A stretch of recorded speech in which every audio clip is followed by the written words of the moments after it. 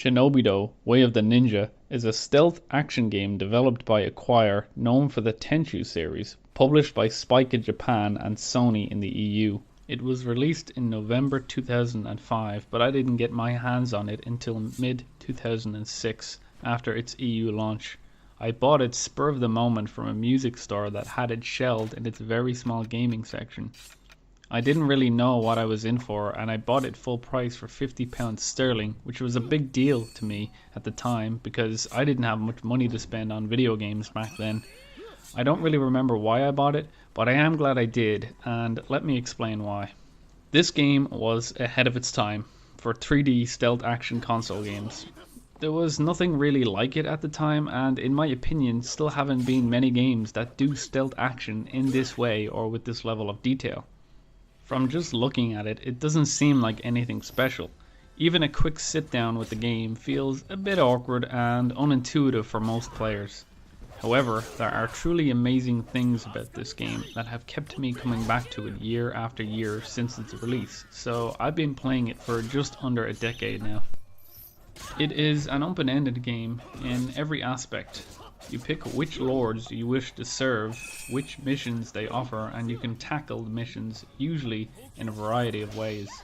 In the missions themselves, the AI is quirky but fun and detailed in that it reacts to just about everything. It's one of the few games that allows the AI to fight each other, and it's incredibly entertaining to watch rival factions fight to the death using all of their own styles and weapons that you may have helped them obtain. You can serve any lord at any time and betray them in an instant. However, they'll never know as long as you don't get caught or you kill every witness. You can be as subtle or as deliberate as you want when betraying the lords. For example, you can do a mission to steal, deliver, or intercept a schematic for a new kind of weapon, but instead of giving it to your employer, you could send it to any lord you want, and they would receive that weapon upgrade. You would then see their soldiers use that weapon in combat either with or against you. You could also not send it to anyone and keep all three lords' armies unequipped to make it easier on you whenever you're fighting them head on. And that's just one example. The amount of ways in which you can betray the lords is just one of the things that keeps me coming back to this game time and time again. Another way the game is quite entertaining is the generous use of ragdoll physics. Every enemy is affected by full physics when paralyzed, knocked out, or dead. This means that knocking out an enemy or getting knocked out when on a high rooftop may cause either of you to fall to your death, or that any NPC you kill via stealth could land in a compromising location. All items in the game also feature full physics like shuriken or any other thrown item in the game, which makes for more variation and has made me experience unique situations every time I've sat down for a session with this game. The ragdoll physics are impressive from a technical standpoint too, since this is PlayStation 2 hardware we're talking about. You could have dozens of enemies fighting you and each other, throwing shuriken, bombs, and falling into or breaking down doors. And, unlike a lot of games released even on modern hardware, the ragdoll physics do not freeze after a certain amount of time to stop the system from having to calculate and process the physics.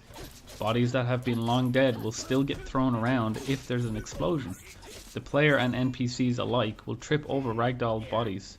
Every item not nailed to the ground can be picked up and thrown as a distraction in stealth or to stun an enemy in combat. Even dead NPCs' weapons can be picked up and thrown, which usually causes a knockout, opening up tougher enemies for an easier instant kill. As if that wasn't enough, the game also featured a fairly detailed alchemy and base defense system for its time and hardware. The shack you live in gets attacked randomly by barbarians, enemy ninja clans who are jealous of your success, or even the Lord's armies if you've been betraying them and leaving witnesses. You can customize your base to help defend against enemy attacks by manipulating the terrain and putting down items, traps, and guards which are gifted to you from the lords who are happy with your apparent loyalty and hard work. The attacking faction's AI adapts to your traps by simply avoiding them or bringing antidote potions to any debuffs they might cause, which encourages you to keep changing and optimizing the defense of your home. The alchemy system was okay, but suffered from a clunky menu. However, if you knew what you were doing, you could create some interesting items to help you in your missions. My favorite is the explosion sushi. Sabotage a lord's food supply, make the soldiers hungry, and they'll eat damn near anything you throw on the ground.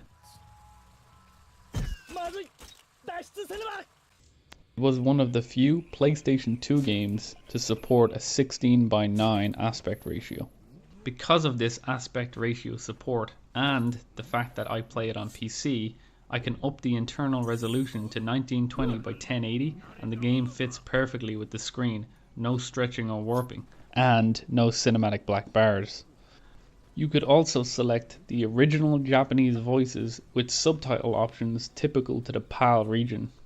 Unfortunately, the game was never released in North America. This means the only way to play the game in English is on the PAL version, which is limited to 50 FPS. The Japanese version is 60 FPS, and although I know some basic Japanese and have been playing this game long enough to understand it without needing to read anything, the game freezes after a few missions on emulation if I try to play the Japanese version. Although, from what I did play, I was very pleased. The controls were a lot more responsive and there was a reduction on the amount of perceived blur in the graphics. It honestly felt like a new way to play the game, and I am determined to get the Japanese version working correctly on my PC at some point. Even more ambitious than considering the game for high definition displays was the addition of cross-platform features. Shinobido on the PlayStation 2 had a connection option with the PSP, the PlayStation Portable. You could create a custom-made mission, save them, and then transfer it to the PSP version.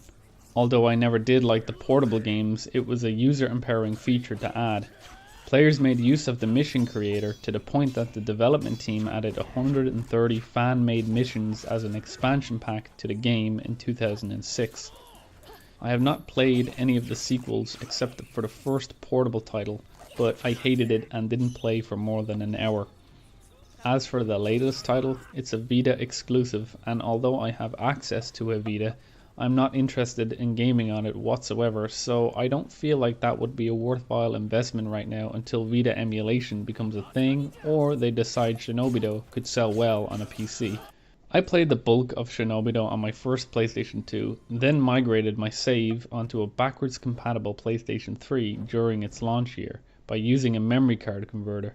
Unfortunately, that system was stolen when my old house got broken into, so I bought a slim model, but that couldn't play PlayStation 2 games. Not to mention I lost my proxy saves and had to revert back to using my originals on my memory cards. With some messing around, I did manage to get the original save games off my memory card backed up onto a computer this time. It wasn't easy, and I remember having to use 3 separate Windows applications for pulling saves off an official PlayStation 2 memory card and then injecting them into a virtual memory card on a Windows machine for use in emulation. These days I enjoy Shinobido via emulation on PCSX2 on the Linux platform. All in all, Shinobido Way of the Ninja is a great game that wasn't too appreciated during its time. Strangely enough, the official website is still up.